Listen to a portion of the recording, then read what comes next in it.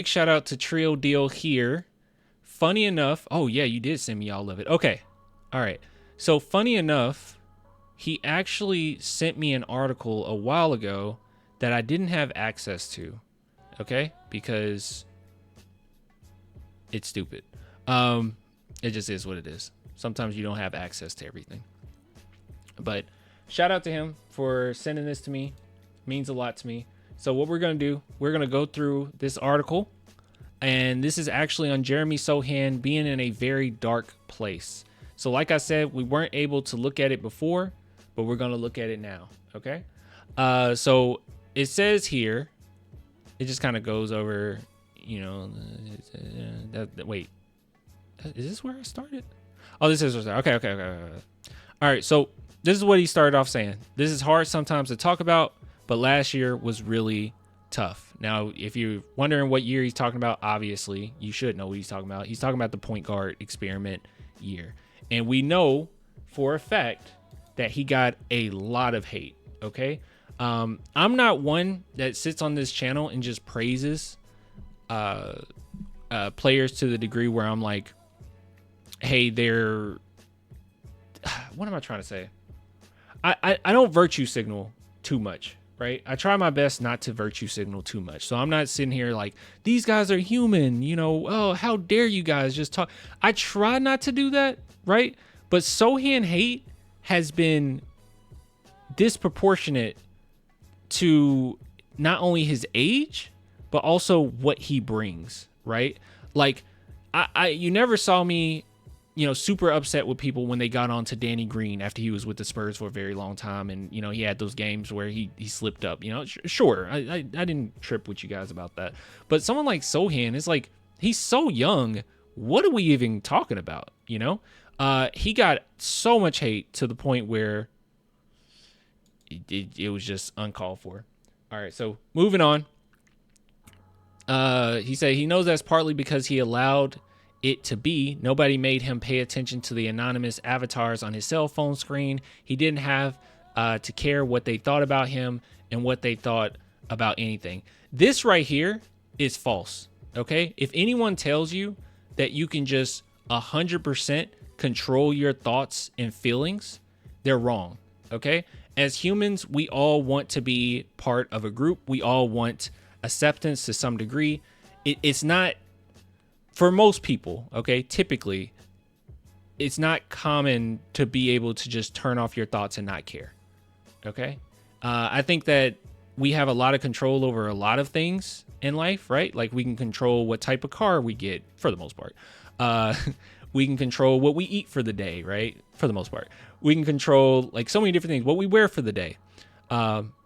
So there's a lot of things that we have control over, and I think that people have an idea that you can also just control your thoughts. Thoughts come up, feelings come up. It's a little uncontrollable at times, right?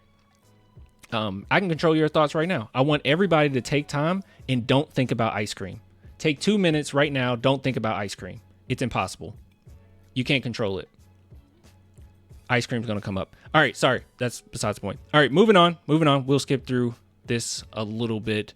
But he says he can't ignore every Instagram meme nor every TikTok takedown. The third year Spurs forward is, after all, part of his generation, not Tim Duncan's. Tim Duncan cares too. I just let you know that. And it's not like Duncan's generation handles social media much better anymore. I think, Sohan says, it's impossible for anyone to be unaware of it in this day and age. All right. That is true.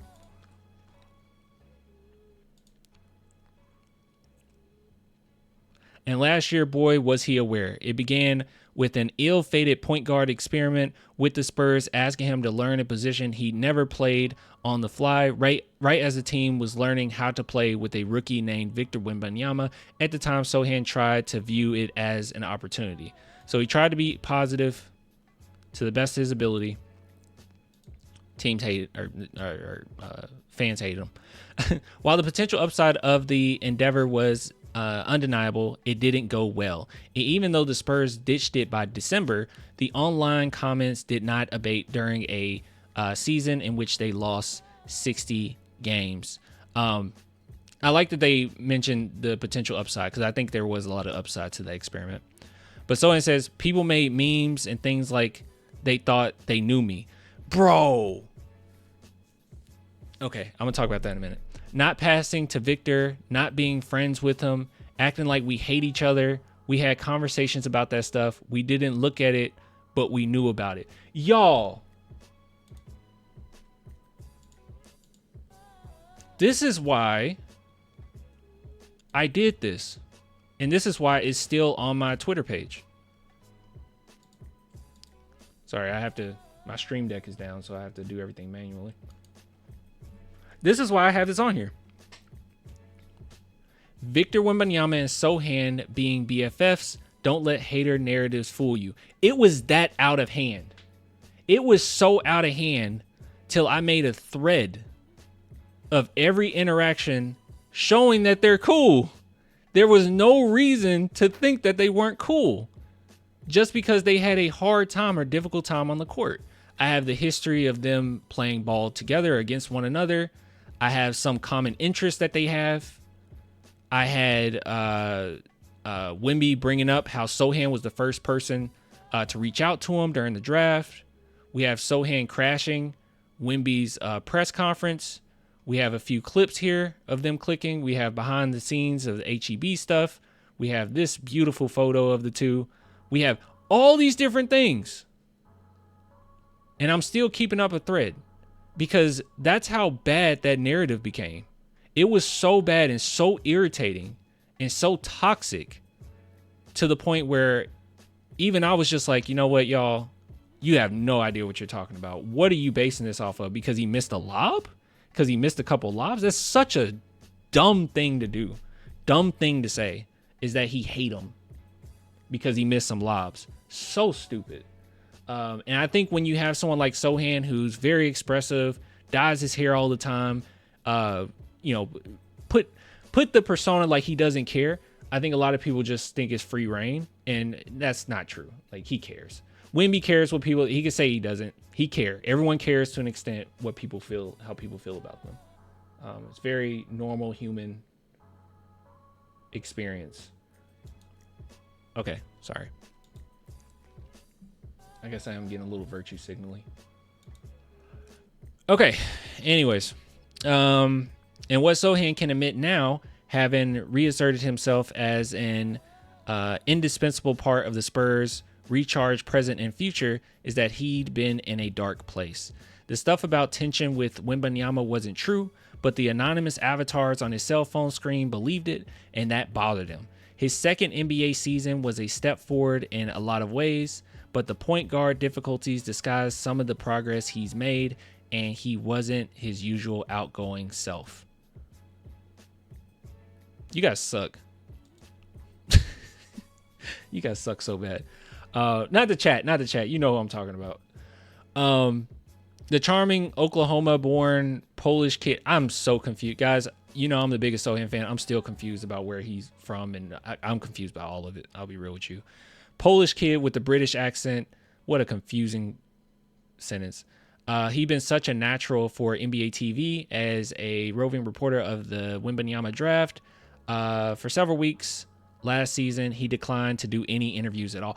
I didn't know he declined them. Guys, I didn't know he declined them. I thought it was just the Spurs protecting him. It's funny he declined them because maybe this is my bias. I feel like Spurs reporters aren't that hard on you, right? I think they're pretty fair. Huh. I'm disgusted with some Spurs fans hating on Sohan. It was bad, y'all. It is bad. Like, some people come into the chat and they have like reasonable criticisms, right? They're like, oh, I wish he could shoot better. Okay, whatever, Oh, he made a bad decision in this quarter. Okay, whatever, yeah, sure. He's young. Okay, I agree. He needs to develop a better shot. But then when we start narrativizing everything, let's not turn into Skip Bayless here, okay? Let's not start saying he hates this and he hates that. If there was indicators of that, I would say it. Like, I'm not going to hold back, right? If there's indicated, but there was no evidence. There was nothing you can even make an inference based on that, based on anything we knew or anything we saw, because he missed them on a few lobs. Come on. Their interactions were fine. Clan, read my previous 2 Sohan comments. Sure. Sohan receives unwarranted hate. Sohan is a nice young guy. He was only doing what the coaches instructed him to do. Sohan is under a microscope. People hate his play, hair color, and mannerisms. That's what it comes down to. I think that a lot of people aren't even aware, my man, that like they feel weird about Sohan because of how outgoing and expressive he is. Yeah, I think they just don't like it, or it makes them feel weird, right? But you feeling weird isn't facts. That's just your feelings. Clan, Sohan is a true Spurs type player. He puts the team first. I don't want to see Sohan to leave in a trade. Sohan is an naive soul. I love him. I love Sohan too, man. All right. Sohan says, it was just media, social media in general. I wanted to turn it all off. He needed, for lack for a better term, a reset. That's what the offseason gave him. And when he returned in October, free again to be himself, he wasn't just grabbing rebounds and annoying the heck out of opponents like the 21st century Dennis Rodman. Playing between 39-year-old Chris Paul and 20-year-old Wembanyama, there were stretches during the first 3 weeks of the season when Sohan was the Spurs' most productive all-around player. I feel like he was the best. He's been like our kind of concrete pillar for the season, right? His efficiency has been really great. He was scoring. He was creating plays for others. He was defending. Then, against the Clippers, November 4th, he broke his left thumb. That could have sent him back into the dark place again. The Spurs sent him home from Los Angeles on the most convenient direct flight they could find, which turned out to be a Southwest Airlines in which he wore a hoodie low over his face and tried his best to stay inconspicuous. Inconspicuous. Inconspicuous? Inconspicuous. That's what I tried to say. Come on. When a sports writer on the same flight expressed condolences regarding his tough bit of luck, Sohan swore he wouldn't let himself get frustrated. And in the weeks that followed, Sohan poured himself into every film session, every practice huddle, and every locker room conversation. The way acting Spurs coach Mitch Johnson puts it, Sohan was as engaged as any player Keldon Johnson's have been around. Oh wait, Johnson's has been around. I'm stupid, dude. Why'd I read it like Keldon Johnson? They're literally talking about the coach. That the coach has been around. So Sohan was the most locked in that Mitch Johnson has ever seen any player. I think this is good stuff because we don't actually get to see like all of the behind the scenes stuff, right? I just get as much as I can. That's cool. Man, that's my dog for real. I love Sohan so much. He's dope, bro. It was real. Johnson says it was genuine. It wasn't look at me, rah stuff. See, that's the thing too. I think a lot of people, because of the hair color, because of how he is, his personality, they don't like it, and they're like, he's just selfish. He's just like, oh, look at me, look at me. And it's like, the fact of the matter is this: him dyeing his hair, is it for other people to look at? Yeah. So the way that we dress, the way that we present ourselves, it's oftentimes for other people, like for us to present ourselves and be seen a certain way to other people. But it also in turn makes us feel connected to ourselves. When you connect with other people, you feel connected to yourself, vice versa, right? So like, that's okay. Doesn't mean that he's selfish. Doesn't mean that he is all about himself. Doesn't mean any of that. I think a lot of times, man, just guys in general, we just don't, I don't know, we just don't express ourselves enough, you know? I think more people should just be out with like random colored hair, honestly, if you want to. But we're always afraid of, you know, what other people will think. Anyways, all right, moving on. Sohan's teammates noticed this too. The Spurs won 8 of 13 while he recovered from his injury. It might have seemed like they didn't miss him. See, that was another thing too. That was a narrative, guys. This article's on point. I'm not gonna lie to you. It's on point. That was a narrative. It was like, look at all these games we won without Sohan. In those games, when you go back and you actually look at it, guys, it was like some of the worst teams in the NBA. There were like 2 games, I think, 2 or 3 games. I think 2 that were actually decent teams. All the other teams was like awful. They were awful teams that we beat without Sohan on the court. But okay. But that's because they weren't missing him, really. He was right there cheering from the bench louder than anybody. That's important. I think it's funny as Spurs fans how we constantly praise guys like Corey Joseph and give him credit, even though he didn't play many minutes at all, right? But we all can acknowledge how important he was for that team, for that Spurs championship team. But hey, whatever. It was killing him every day not to be out there, Keldon Johnson says, but he was part of everything we did. It wasn't fake. Yeah, he's not pretending. It's just who he is. Neither is Sohan's on-court improvement this season. He returned to game action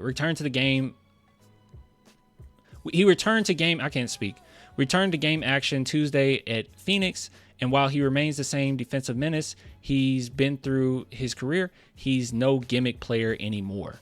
Yes, he sports that Grinch green shock top, which came from an enthusiastic suggestion from Wembanyama and Keldon Johnson. Yes, he still shoots his free throws with one hand. And yes, he has a way of instigating trouble when things get physical under the basket. But through Friday, he also was averaging 15.2 points, 8.5 rebounds, and 2.7 assists per game, showing off the skill set that made him the number 7 overall pick in the 2022 NBA draft. And if people still want to make assumptions about what he's trying to prove,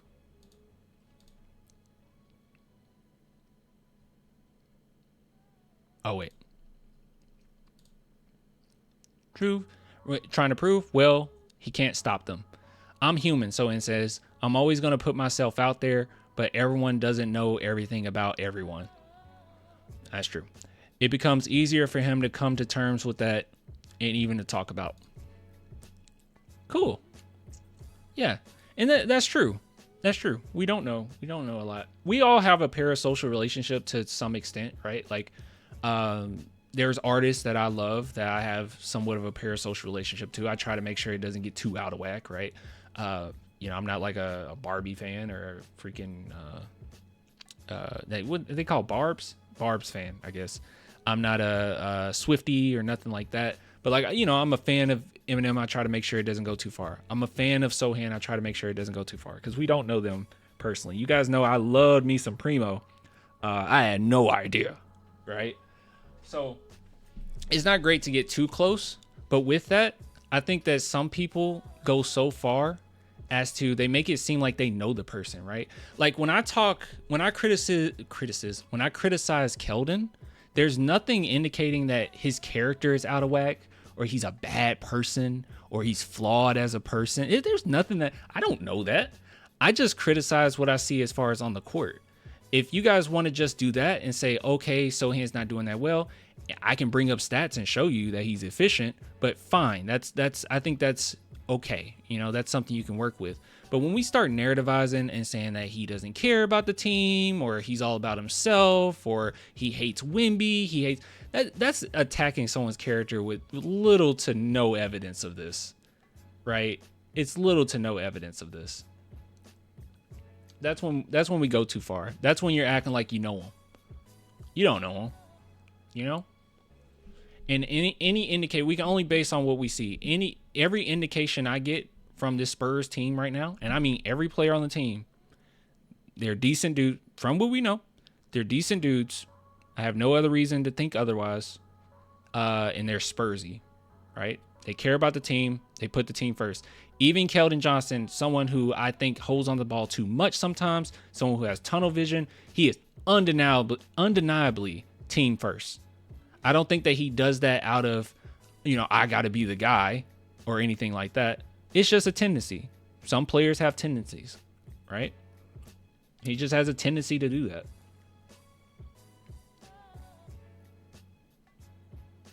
There were death threats on Christmas?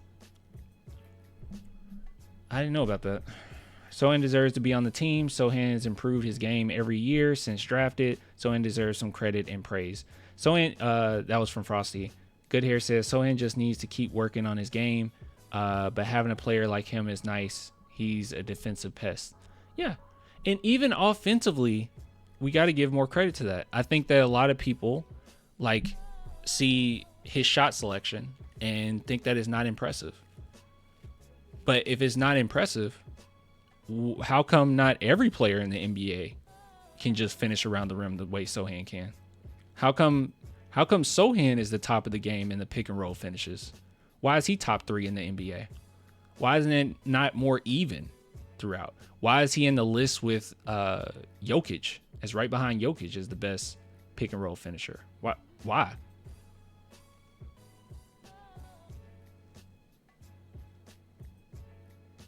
Oh, he posted on his IG story asking people to stop sending him death threats on Christmas because he's just trying to spend time with his family. Did I see that? It was so bad, man. The hate was so bad.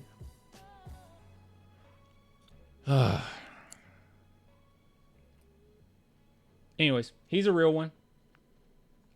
Hopefully people kind of chill out with the whole issue. I think we briefly talked about it on stream. Okay. It sounded a little familiar. I feel like I vaguely remember him posting about the death threats. Okay, I guess it just didn't make news. I mean, it was on Christmas, right? So a reporter was hanging out with their families, I guess. Clan, I wish we could reach out to the Spurs org and someone that knows Sohan and tell him we appreciate him. We have love for Sohan. Yeah, unfortunately, the squeaky wheel gets the oil. Isn't that what they say? So a lot of idiots that are on Twitter, he's going to see that quicker than the praise. Normal human reaction. Because you do want to be accepted. People can say they don't. People can say they don't care. It's a normal human experience to want to be accepted. So I don't believe it. Everyone has haters. Everyone has haters. Sohan haters were a little something else, though. I don't think any team, every other player, this is the thing with it, right? Every other player on the San Antonio Spurs got criticism based on, when they get criticism based on their game, right? Every single one of them based on their game. Sohan got criticism based on his character. And I think that cuts a little bit deeper, Because you can control, for the most part, you can kind of control more so the narrative when it comes to what you produce on the court, right? You can't, it's undeniable that Giannis is one of the best players in the NBA. It's in your face. The stats are in your face. If you say otherwise, people will shame you for it, right? It's undeniable how good Luka is. It's undeniable how good Wemby is, right? So, like, if you put up the numbers, it's undeniable whether they love you or hate you. But when people start saying, like, you're flawed as a person,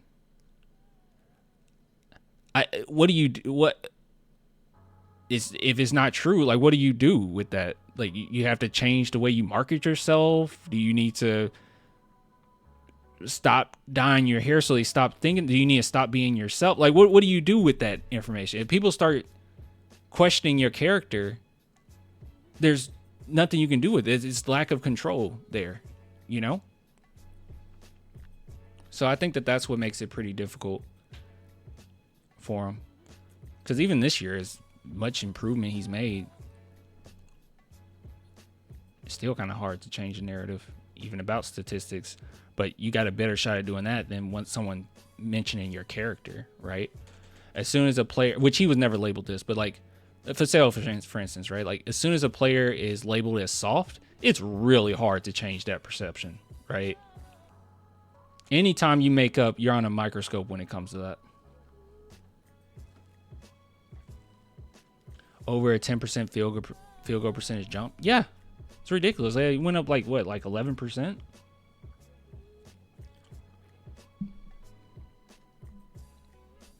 People do go to the games with matching hair color. The hate has lessened up this year. Yeah, it got better. It got better. It got better. This is mostly like internet stuff because people on the internet can literally say whatever and hide behind a screen. They don't even have their actual photos on their avatars or their profile pictures. So they can literally just go in there, make an account, say some crazy stuff and leave. But like in person, real life, yeah, people don't do that. I think the average Spurs fan probably does love Sohan. But unfortunately, you know, the people that want to talk trash, they do it in the most heinous ways. And like you guys mentioned, the death threats, like, come on, you know. But internet is real, but it's not real. You know, it's kind of a weird thing.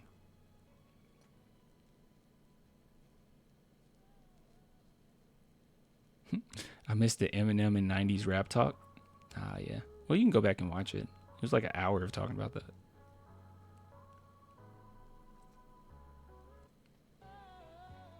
But anyways, narratives are so goofy. It's ridiculous, bro.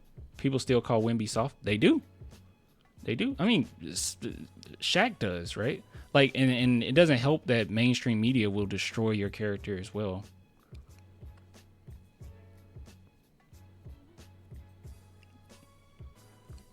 Like, how do you prove to people you're not soft? You know, once you get that label, how do you prove to people you're not?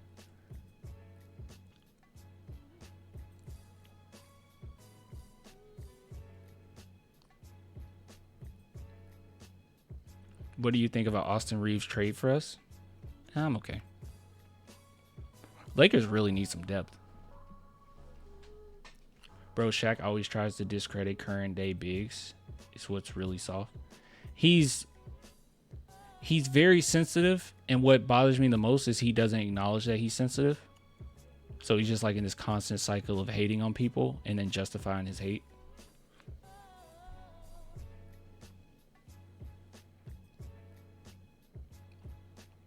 Anyways, all right, ending segment. That was good. Thank you so much, Trill Deal, for sending this. That's really good. That was really good. So yeah, I remember that we weren't able to go over it before. So good stuff. Couldn't even compliment Rudy. Nope. Shaq is the only great big man to ever live, I guess.